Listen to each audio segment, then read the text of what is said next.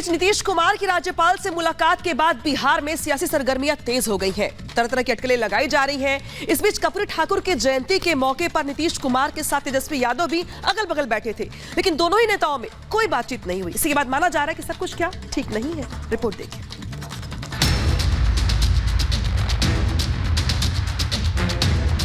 ये तस्वीरें बिहार में बदलते सियासी समीकरण की कहानी को बयां कर रही है। 24 घंटे में मुख्यमंत्री नीतीश कुमार के राज्यपाल से मुलाकात के बाद राज्य में राजनीतिक समीकरण कैसे बदल रहे हैं, राजधानी पटना से आई इन तस्वीरों को देखकर समझा जा सकता है।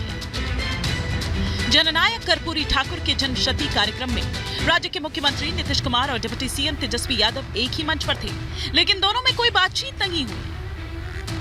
11 मिनट तक दोनों नेता साथ में अगल बगल बैठे रहे, लेकिन एक दूसरे से नजर तक नहीं मिलाई। दोनों इधर उधर झांकते रहे। कार्यक्रम खत्म होने के बाद भी दोनों मंच से एक साथ जाने की बजाय एक दूसरे से किनारा करते नजर आए। ये तमाम तस्वीरें बिहार में राजनीतिक उठापटक की सुगबुगाहट की ओर इशारा कर रही है। नीतीश और तेजस्वी की एक दूसरे से नाराजगी से ये लग रहा है कि मुख्यमंत्री एक बार फिर से राज्य में कोई बड़ा खेला करने वाले हैं। कार्यक्रम के बाद नीतीश तो मीडिया से बिना बात किए निकल गए, लेकिन तेजस्वी यादव कैमरे पर सामने आए। पत्रकारों के सामने भी डिप्टी सीएम और सीएम के बीच की कड़वाहट साफ नजर आई। तेजस्वी यादव ने एक बार भी नीतीश का नाम नहीं लिया और सरकार से जुड़े सवालों से बचते नजर आए। आप लोग चलाते हैं, आप लोग खत्म करते हैं, वो आप ही लोग करते रहते हैं। उसमें हमारे नजर में नहीं, वो आपके नजर में है ना। देखो, आंख का इलाज हो सकता है, नजरिया का नहीं हो सकता। राज्य के ताजा सियासी हलचल पर पूर्व मुख्यमंत्री जीतन राम मांझी ने तंज कसते हुए 25 तारीख के बाद खेला होने का दावा किया है। जो हमने कहा था कि खेला होवे, खेला होई और खेला होके, तो आप देखिएगा कि 25 तारीख के बाद कोई न कोई खेला होगा। ऐसे लोग जो पलटू कुमार है, उनका दरवाजा बंद है। दरवाजा बंद है, लेकिन 17 में भी दरवाजा खुल गया, खिड़की खुल गया। दरवाजा खुल गया, दरवाजा खुलते रहता है। आने जाने वाले दरवाजा पर आते हैं, उनके लिए दरवाजा सदा सर्वदा बंद है। सूत्रों की माने तो नीतीश की पार्टी के 45 में से 24 विधायक बगावत कर सकते हैं। इसीलिए नीतीश अपनी कुर्सी बनाए रखने के लिए पूरी कोशिश में जुटे हैं। लगातार बयानबाजी और राजधानी में हलचल को देखते हुए ऐसे कयास लगाए जा रहे हैं कि बिहार में नीतीश कुमार एक बार फिर कोई बड़ा उलटफेर कर राज्य की जनता को सरप्राइज करने वाले हैं। Bureau report, Republic Bharat. और ब्रेकिंग न्यूज का रुख करते हैं बड़ी खबर पंजाब से, जहां पर आम आदमी पार्टी ने इस बात का ऐलान किया कि सभी 13 सीटों पर वो अकेले चुनाव लड़ेगी। तो इंडी गठबंधन में फूट अब लगातार बड़ी और व्यापक होती जा रही है। उधर पश्चिम बंगाल में ममता बनर्जी ने कहा कि कांग्रेस को एक भी सीटें नहीं देंगी। इधर पंजाब भी कह रही है कि पंजाब में भगवंत मान ने इस बात का ऐलान किया कि सभी 13 सीटों पर वो अकेले चुनाव लड़ेंगे और एक भी सीट कांग्रेस को नहीं देंगे।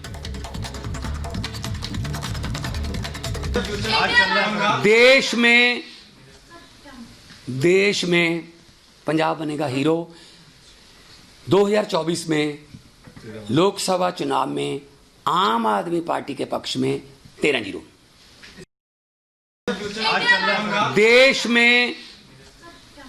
देश में पंजाब बनेगा हीरो।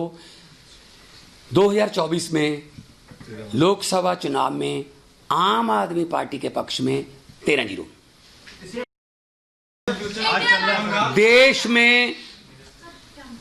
देश में पंजाब बनेगा हीरो। 2024 में लोकसभा चुनाव में आम आदमी पार्टी के पक्ष में 13-0।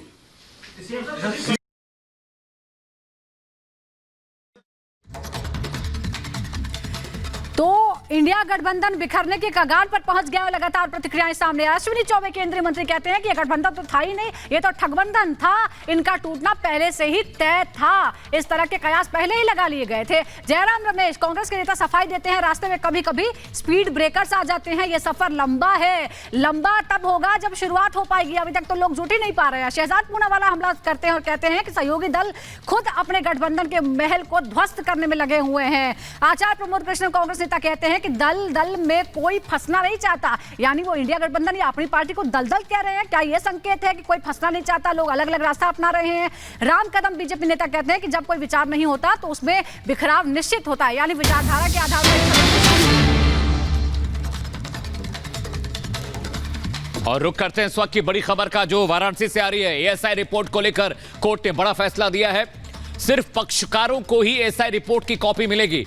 एसआई की रिपोर्ट आज देर शाम सभी पक्षकारों को मिल जाएगी ताकि पढ़ने के बाद वो मुकदमे की जो पैरवी है उसमें उन्हें मदद मिले।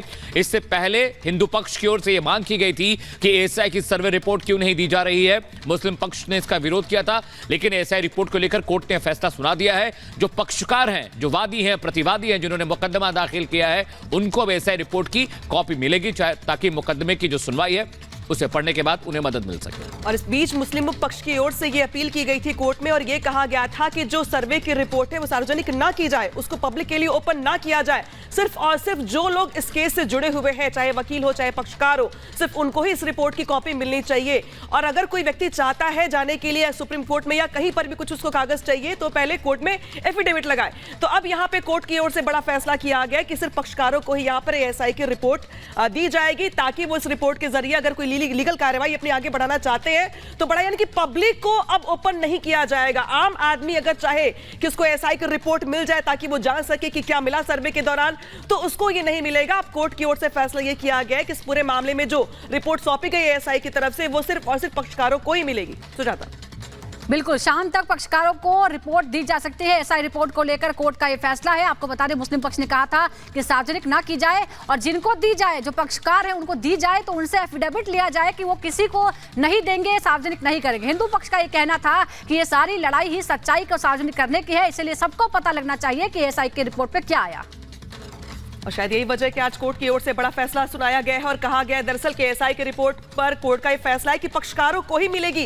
अब आप याद करिए कि जिन महिलाओं ने इस लड़ाई की शुरुआत की थी, श्रृंगार गौरी में पूजा अर्चना से जिस लड़ाई की शुरुआत हुई थी और उसके बाद से जिस तरीके से एक लंबा वक्त मिला एएसआई की टीम को पूरे परिसर का सर्वे करने के लिए, इसके बाद हिंदू पक्षकार ये कहते रहे कि आखिर ऐसा क्या है जो मुस्लिम पक्ष नहीं चाहता कि सब कुछ ओपन किया जाए।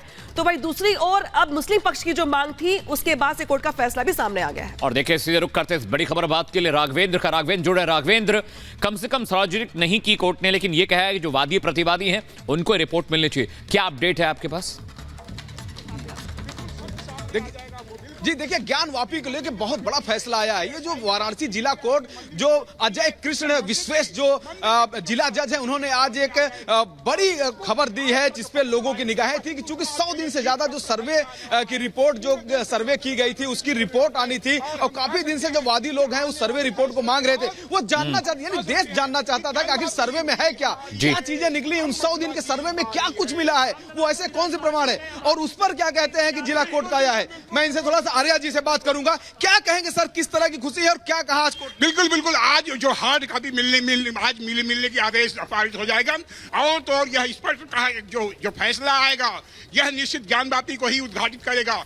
यह निश्चित यह और आने वाला फैसला को देख करके एएसआई की जो जांच हुई है यह मंदिर है या मस्जिद के प्रवृत्ति पर निर्भर करता है, प्रकृति पर, और निश्चित मंदिर की प्रकृति हो जाएगी और इसे साबित हो जाएगा कि ज्ञानवापी हुई हमारी है, अब मथुरा की बारी है। क्या कहेंगे मैडम, क्योंकि आप तो वादी है ना, आप वादी हैं, वादियों को मिलेगा, सार्वजनिक रिपोर्ट नहीं होगी, लेकिन आपको तो मिलेगी रिपोर्ट। बिल्कुल हम लोग को रिपोर्ट मिलेगी और देखिए जो सच 92 दिन का जो सर्वे हुआ है वो सच हम लोगों ने एक एक चीज अपनी आंखों से देखा है, लेकिन वो सामने लाना भी बहुत अनिवार्य है। जब तक सामने नहीं आएगा, सत्य सामने नहीं आएगा, तो आज हम लोग को पूरा विश्वास है जो हार्ड रिपोर्ट मिलेगा उसके बाद उसे सार्वजनिक भी किया जाएगा, तो सत्य जो छुपा के रखा जा रहा है वो सामने आएगा। बताइए, किसी तरह का कोर्ट ने कोई इंस्ट्रक्शन आपको दिया है कि रिपोर्ट के साथ आपको कैसे क्या करना है? बिल्कुल, हम 1 घंटे के बाद, मात्र 1 घंटे के बाद और विजय के दलहई जो पहुंच चुके हैं और निश्चित वह आदेश करेंगे कि यह सार्वजनिक किया जाए या नहीं किया जाए और सार्वजनिक करने की बात आएगी। मुस्लिम समाज भी इस पर कोई आपत्ति नहीं कर रहे हैं जो है, क्योंकि वह जान गए कि सत्य को जो है झुटलाया नहीं जा सकता है। निश्चित हम विजय की मुद्रा में हैं और बिल्कुल पसंद निश्चित है।